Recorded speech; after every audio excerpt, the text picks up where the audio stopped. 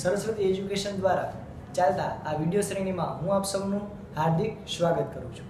ચાલો આપણે અત્યાર સુધી 9th ની અંદર આપણે જે હમણાં નવું ચેપ્ટર શરૂઆત કરી હતી બળ અને ગતિના નિયમ કે જેની અંદર આપણે છેલ્લે ચર્ચા કરી ગયા હતા ન્યૂટનની ગતિના બીજા નિયમ વિશે। આપણે આ ચેપ્ટરમાં પહેલા તો કેટલું ભણ્યા એ પણ તમને ખ્યાલ હોવો જોઈએ। સૌથી પહેલા આપણે ભણ્યા બળ કોને કહેવાય, તો કે કોઈ વસ્તુને ધક્કો લાગે કે કોઈ વસ્તુને ખેંચવું એને તમે શું કહેશો? બળ। આ સિવાય બળનો એસઆઈ એકમ છે ન્યૂટન, કારણ કે ન્યૂટન નામના વૈજ્ઞાનિકે આપણને કીધો છે। આ સિવાય આપણે એવું ભણ્યા કે બળના મુખ્ય કેટલા પ્રકાર છે? બે, સંતુલિત બળ અને અસંતુલિત બળ। સંતુલિત બળ કોને કહેવાય? તો કે જે બળની પરિણામી અસર શૂન્ય હોય, એટલે કે સ્થિર પદાર્થ સ્થિર રહે અને ગતિમાન પદાર્થ પોતાની અચળ વેગી ગતિ ચાલુ રાખે, એ પ્રકારનું જો બળ લાગે એને શું કહેવાય? સંતુલિત બળ। અને અસંતુલિત બળ એટલે એક બાજુથી વધારે એક બાજુથી ઓછું, એ પ્રકારનું બળ લાગે એને કહેવાય અસંતુલિત બળ। ત્યારબાદ આપણે ભણ્યા ગેલિલિયોનો નિયમ, એટલે કે એને ઢાળ પરથી ગબડતા પદાર્થ માટે આપણને કીધું હતું કે જેમ જેમ કોઈ ઉપર ઢાળ હોય, ઢાળ એમાં એક બાજુ ઉપર છે એક બાજુ નીચે છે। ઉપરથી કોઈ પદાર્થ નીચે આવે તેના વેગમાં શું થાય? વધારો, અને નીચેથી ઉપર જાય તેના વેગમાં શું થાય? ઘટાડો। જે તમને ખબર છે મને ખબર છે, પણ આવું પહેલું સમર્થન આપવા વાળું કોણ છે? ગેલિલિયો। ત્યારબાદ આપણને એવું જાણવા મળ્યું કે ન્યૂટન નામના વૈજ્ઞાનિકે ન્યૂટનની ગતિના 3 નિયમ આપ્યા। ન્યૂટનની ગતિના 3 નિયમ, એમાં સૌથી પહેલો નિયમ આપણે શું ભણ્યા?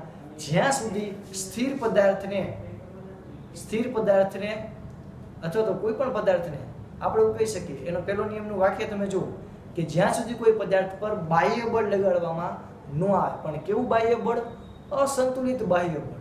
તો જ્યાં સુધી કોઈ પદાર્થને અસંતુલિત બાહ્ય બળ આપવામાં ન આવે ત્યાં સુધી સ્થિર પદાર્થ સ્થિર અને ગતિમાન પદાર્થ પોતાની અચળ વેગી ગતિ ચાલુ રાખશે। એટલે કે આપણે કાઠિયાવાડી ભાષામાં એને કેવું હોય તો આપણે કહી શકીએ કે જ્યાં સુધી કોઈ પદાર્થને હળી કરવામાં ન આવે ત્યાં સુધી પદાર્થ સ્થિર હોય તો સ્થિર અને ગતિમાન હોય એટલે કે ચાલતો હોય તો ચાલતો રહે। તો આ થયું ન્યૂટનની ગતિનો પહેલો નિયમ, જેની મદદથી આપણે જડત્વ સમજી શક્યા। જડત્વ એટલે શું?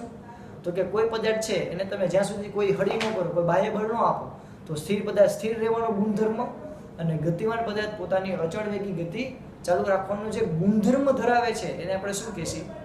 જડત્વ। જેમ કે તમે લારી હોય રેકડીને તમે જેટલો ધક્કો મારો તો તમે રેકડીને ચડાવી શકશો, હવે એટલો જ ધક્કો તમે ટ્રેનને મારો, ટ્રેન ચાલશે નહીં ચાલે। શું કામ? કારણ કે એનું દળ કેવું છે? અતિશય વધારે। હવે આપણે ત્યારબાદ ચર્ચા કરીએ ન્યૂટનની ગતિના બીજા નિયમ વિશે।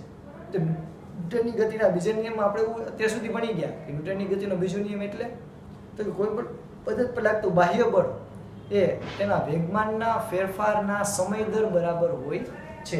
એટલે કે કોઈ પણ પદાર્થ પર લાગતું બાહ્ય બળ F કેના જેટલું હશે? તો કે વેગમાનના ફેરફાર, આ વેગમાનનો ફેરફાર ડેલ્ટા એટલે કેનો નિશાની છે? ફેરફારની। આપણે આ ચેપ્ટરમાં ભણી ગયા હતા કે ડેલ્ટા એટલે શું થાય? ફેરફાર। તો ડેલ્ટા p ના છેદમાં ડેલ્ટા t અથવા તો ડેલ્ટા p ના છેદમાં t એટલે કે વેગમાનના ફેરફારનો સમય દર। સમય દર એટલે તો કે છેદમાં સમય આવતો એને આપણે શું કહીએ? સમય દર। તો વેગમાનના ફેરફારનો સમય દર, વેગમાનના ફેરફારનો સમય દર એને શું કહેશી? બાહ્ય બળ F, એટલે કે બાહ્ય અસંતુલિત બળ F બરાબર હોય છે। પહેલા આટલું ક્લિયર થયું। ચાલો હવે આપણે એ સાબિત કરીએ, એટલે કે આપણને પ્રશ્ન વારંવાર પૂછાય એવો કે ન્યૂટનની ગતિનો બીજો નિયમ લખો અને F બરાબર ma મેળવો। તો પહેલા તો ન્યૂટનની ગતિનો બીજો નિયમ શું? તો કે કોઈ પણ પદાર્થ પર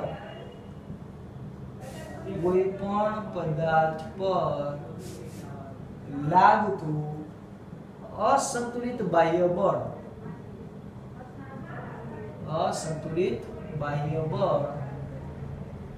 એ તેના વેગમાનનો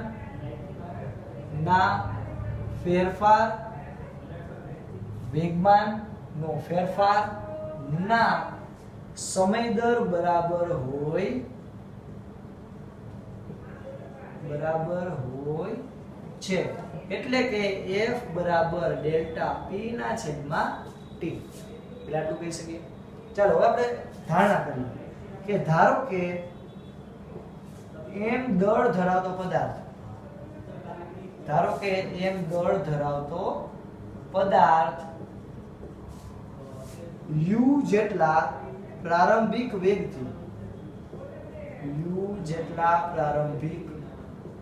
વેગથી ગતિ કરી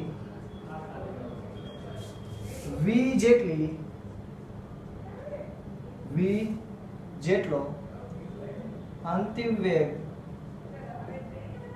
ધરાવે છે અથવા તો હાંસલ કરે છે. એટલે કે કોઈ સ્મોલ m ધરાવતો પદાર્થ છે જેનો પ્રારંભિક વેગ શરૂઆતનો વેગ કેટલો છે u, આપણે ગયા ચેપ્ટરમાં ભણ્યા હતા. શરૂઆતનો વેગ u, અંતિમ વેગ v જેટલો છે એવું આપણે ધારણા કરી. તો ચાલો હવે આપણે આમાં જોઈએ કે આને કેવી રીતે આપણે સાબિત કરી શકીએ. તો હવે એની સાબિતી જોજો હવે ચાલુ થઈ. તો અહીંયા કોઈ પદાર્થ હોય એ શરૂઆતમાં એની વેગ કેટલો હતો u, ત્યાંથી ગતિ કરી અને એનો અંતિમ વેગ કેટલો આવ્યો v. આ m દળ ધરાવતો પદાર્થ છે, આ પણ m દળ ધરાવતો પદાર્થ જ છે. એટલે કે દળ કઈ બદલે નહીં. હું અહીંયાથી વાં જાઉં તો કે મારા વજનમાં કઈ ફેરફાર ન થાય એવી રીતે. તો ચાલો હવે આ બિંદુને હું કહું પેલું બિંદુ, આ બિંદુને કહું બીજું બિંદુ. તો પેલા બિંદુ પાસે વેગમાન કેટલું હોય છે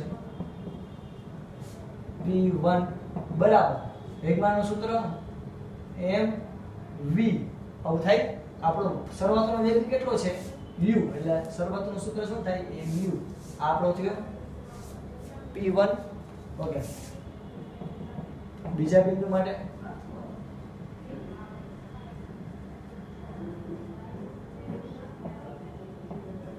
વેગમાન, તો કે વેગમાન p2 બરાબર m v. અરે યાર વેગમાનનું સૂત્ર તો તમને બધાને ખબર જ છે ને, શું p બરાબર mv. p બરાબર mv. તો આપણે એ સૂત્ર કિંમત મૂકી. અહીંયા શું કામ v નો લેવું? કારણ કે આપણો પ્રારંભિક વેગ કેટલો છે? પ્રારંભિક વેગ u. પ્રારંભિક વેગ કેટલો છે u. અંતિમ વેગ કેટલો છે v. ચાલો હવે તો કે આપણે ફેરફાર જોતો છે, વેગમાનમાં થતો ફેરફાર ડેલ્ટા p. વેગમાનમાં થતો ફેરફાર કેવી રીતે મળશે? તો કે આપણે ગયા ચેપ્ટરમાં ભણ્યા હતા, ફેરફાર એટલે અંતિમ માઈનસ પ્રારંભિક. તમે માની લો કે અહીંયા અત્યારના રૂમમાં એસી ચાલુ છે. હું જ્યારે શરૂઆતમાં આવ્યો ત્યારે એસી ચાલુ નહોતું, ત્યારે આ રૂમનું તાપમાન હતું 27 સેલ્સિયસ. મેં એસી ચાલુ કર્યું તો રૂમનું તાપમાન થઈ ગયું 23 સેલ્સિયસ. તો કેટલો તાપમાનમાં ઘટાડો થયો? તો તમે શું કરશો? તો કે શરૂઆતમાં સાહેબ આવ્યા ત્યારે હતું 27 સેલ્સિયસ, અત્યારે કેટલું છે? તો કે 23 સેલ્સિયસ.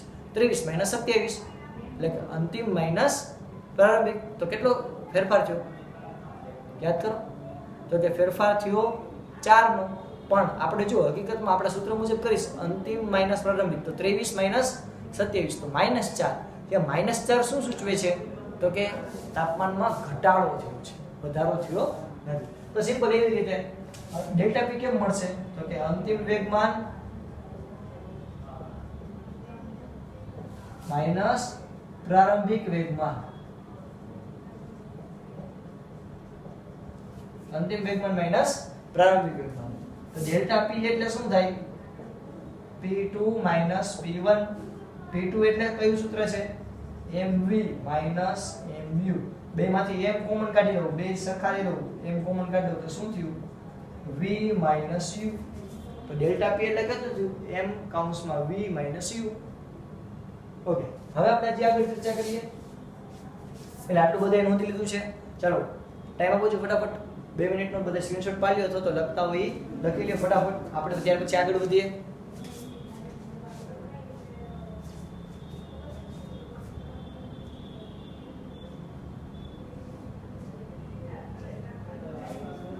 ચાલો રેડી? ચાલો હવે આપણે આમાં જોઈએ આગળ. તો અહીંયા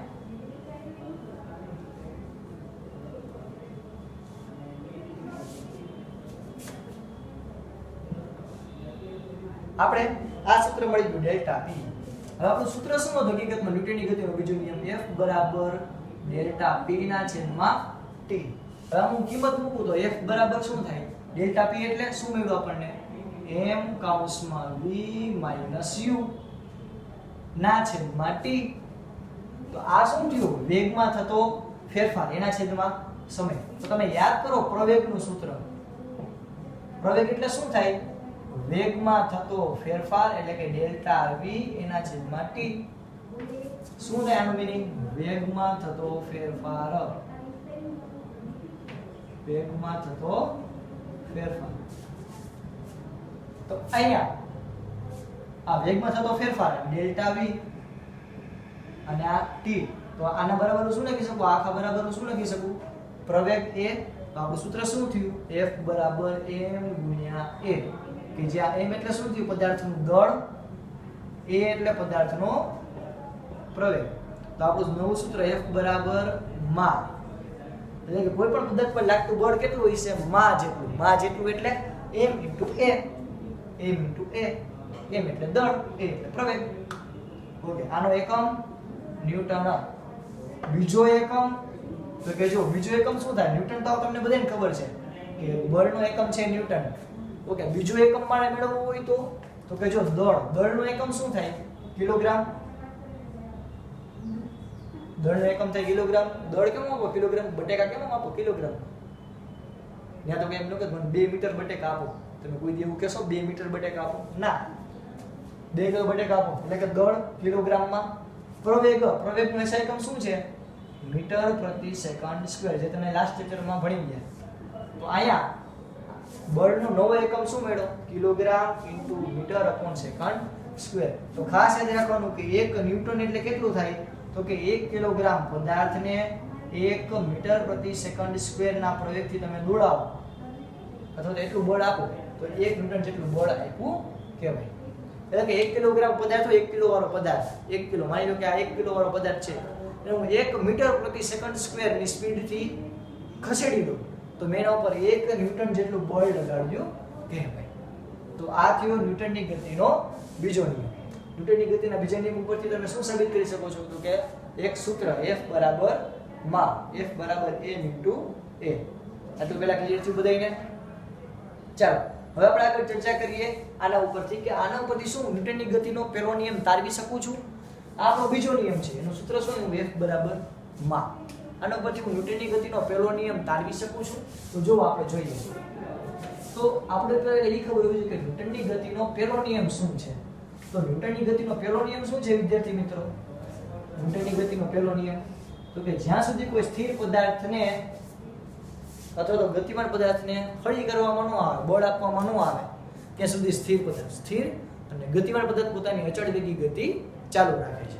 તો આપણે અહીં જોઈએ, જો સૌથી પહેલા F બરાબર m * a. એટલે કે F બરાબર m v - u ના છેદમાં t. આ સૂત્ર તમને ખબર જ છે. પ્રવેગ એટલે વેગમાં થતો ફેરફારના છેદમાં સમય. હવે તો કે જ્યારે કોઈ પદાર્થ સ્થિર હોય તેના ઉપર લાગતું બળ કેવું હોય છે? 0.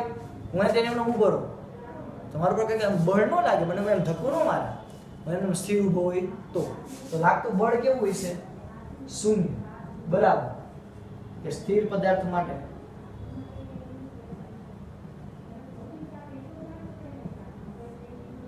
અથવા તો સંતુલિત બળ લાગતું હોય તેના માટે આપણે F બરાબર કેવું લઈ લઈએ? 0. બરાબર m કૌંસમાં v - u ના છેદમાં t. ઓકે, આ t આમ જઈ તો 0 ગુણ્યા t. આ ભાગાકારમાં બરાબર ની બાજુ જો અગાસી ઠેકાડી શું થઈ ગયું? ગુણાકાર. બરાબર m કૌંસમાં v - u. તો 0 ગુણ્યા t એટલે કેટલું થાય? તો 0 એટલે તમે કોઈ પણ વસ્તુનો ગુણાકાર કરો કેટલું થાય? 0. તો 0 બરાબર m કૌંસમાં v - u. આટલું પહેલા ક્લિયર? તો આના ઉપરથી આપણે શું કહી શકીએ? તો કે આના ઉપરથી આપણે કહી શકીએ કે v બરાબર u થવા જોઈએ અથવા તો v બરાબર 0 થવું જોઈએ. જો આનો ગુણાકાર 0 ક્યારે મળે? તો કે કા આ m 0 હોય અને કા v - u કેવું હોય? 0. એટલે આપણે કહી શકીએ કા તો શું હોય? m બરાબર 0 અથવા તો એવું હોવું જોઈએ v - u બરાબર 0. તો કોઈ પદાર્થ છે એનું દળ કોઈ દી 0 થાય? કોઈ 0 કિલોનો કોઈ પદાર્થ જોયો? 0.00001 ગ્રામ. તો એ ગ્રામ તો આવ્યું કે નહીં? કોઈ 0 કિલોનો કોઈ પદાર્થ હોય નહીં. તો આ કોઈ શક્ય નથી. તો આ શક્ય હોય તો જો આ માઈનસ છે બરાબર ની લેવું જોઈએ, અગાસી ઠેકાડું તો શું થયું? v બરાબર u. એટલે અંતિમ વેગ એનો શું છે? પ્રારંભિક વેગ. એટલે કે હું શરૂઆતમાં માની લો કે 5 મીટર પ્રતિ સેકન્ડ થી ગતિ કરતો તો અમુક સમય પછી પણ હું કેટલી સેકન્ડ થી ગતિ કરતો હોઈશ? 5 મીટર પ્રતિ સેકન્ડથી ગતિ કરતો હોઈશ તો કોઈ મને ધક્કો માર્યો હું કહી શકું નહીં. મારી સ્પીડમાં કાંઈ ફેરફાર ન થાય. ક્યારે ન થાય? તો કે હું કોઈ પણ પ્રકારનું લીવર આપું નહીં, કોઈ પણ પ્રકારનું બળ આપું નહીં તો જ. તો આના ઉપરથી આપણે ન્યૂટનની ગતિનો પહેલો નિયમ સાબિત કર્યો. શું? તો કે જ્યાં સુધી કોઈ બાહ્ય પદાર્થને બાહ્ય બળ આપવામાં ન આવે, અસંતુલિત બાહ્ય બળ આપવામાં ન આવે, એટલે કે સ્થિર પદાર્થ સ્થિર રહે અને ગતિમાન પદાર્થ પોતાની અચળ વેગી ગતિ ચાલુ રાખે છે. તો આપણે બીજા નિયમની મદદથી તમે પહેલો નિયમ સાબિત કરી શકો છો. આના ઉપરથી જો તમને એક પ્રશ્ન સમજાવું કે જ્યારે કોઈ પણ ક્રિકેટર હશે એ બોલ પકડશે, તમે જુઓ આવી રીતે આમ બોલ પકડશે, આમ. શું કામ? તમે જોજો, તમે કોઈ કેચ આવે તો આપણે કેચ કેમ પકડીએ? આવી રીતે આમ કરીને આપણે થોડુંક આમ ઝટકો મારીએ, આમ ત્યારે ખજડ બોમની જેમ આમને આમ નહીં કરી, આવી રીતે કેચ કરશે. શું કામ? કારણ કે એક તો એ બોલ લેધરનો હોય એટલે કે બહુ લાગે એવું હોય. બીજું તો કે એ અતિશય સ્પીડમાં આવતું હોય છે એટલે એનો પ્રવેગ કેવો હોય છે? સૌથી વધારે. તો જેવો એ બોલ આવી રીતે આમ આવશે અને તમે એને આવી રીતે આમ તમારે હાથ ઉપર વધારે સમય સુધી રાખો તો ટી તમે વધાર્યો તો જુઓ તમે ધ્યાનથી આ કેવું પ્રમાણ થયું? વ્યસ્ત પ્રમાણ થયું. કેવું? વ્યસ્ત પ્રમાણ. તો અહીંયા આના ઉપરથી આપણે શું કહી શકીએ? તો કે કોઈ પણ પદાર્થ પર લાગતું બળ એના સમયના વ્યસ્ત પ્રમાણમાં હશે, અથવા તો આમે ખબર ન પડે તો કોઈ પણ પદાર્થ પર લાગતું બળ એના પ્રવેગના સમપ્રમાણમાં હશે. પ્રવેગ વધે તો બળ વધે, પ્રવેગ ઘટે તો બળ પણ શું થાય? ઘટે. તો આના ઉપરથી પ્રવેગનું સૂત્ર શું? પ્રવેગ એ એટલે v ના છેદમાં t. તો જેમ સમય ઘટાડો જેમ સમય વધારો એમ બળ પ્રવેગ શું થાય? જેમ આપણે વ્યસ્ત પ્રમાણ ભણી ગયા છોકરાઓ, આના કરતા કેવું હોય? ઊંધું. એટલે કે જેમ સમય છે એ તમે ઘટાડો તો આ પ્રવેગ વધે, અથવા તો જેમ તમે સમય વધારો એમાં પ્રવેગ શું થાય? ઘટે. જેમ સમય વધારો એમ બોલનો પ્રવેગ શું થાય? ઘટે. બોલનો પ્રવેગ ઘટે, બોલનો પ્રવેગ ઘટે તો આપણે હાથ પર લાગતું બળ પણ શું થાય? ઘટે. એટલે આપણને હાથ હોય બહુ જોરથી ઝટકો લાગે નહીં. આપણે આવી રીતે આમ કેચ પકડીએ તો એને બદલે તમે વિચાર કરો ડાયરેક્ટ આમ હજડ બમ કરો અને જોરથી આવી રીતે કોઈ કેચ આવી રીતે આવે લેઝરનો બોલ તો આપણને હાથમાં બળતરા ઉપડી જાય થોડીક વાર. શું કામ? કારણ કે આપણો ઉપર બોલે વધારે બળ લગાડ્યું. શું કામ વધારે બળ લગાડ્યું? તો કે એને બળ એટલે વધારે લગાડ્યું કે કારણ કે બોલનો પ્રવેગ કેવો હતો? સૌથી વધારે. બોલનો પ્રવેગ વધારે હતો, તમે સમય એવી રીતે વધારે ન આપ્યો, બળ વધારે લાગશે. ઇન શોર્ટ તમારે યાદ શું રાખવાનું? તો કે કોઈ ખેલાડી કેચ કરતો હોય તો એ બોલ આવી રીતે વધારે વાર હાથમાં રાખે છે. એનો મતલબ શું થયો? તો કે જેમ ટાઈમ વધશે એમ પ્રવેગ ઘટશે. પ્રવેગ ઘટશે તો એના ઉપર લાગતું બળ પણ શું થાય? ઘટશે. એટલે વિદ્યાર્થી જે કોઈ પણ ખેલાડી હોય એનો ઓછો ઝટકો લાગશે. આટલું ક્લિયર થયું? તો આ ફટાફટ તમે તમારી બુકમાં નોંધી લો અત્યારે.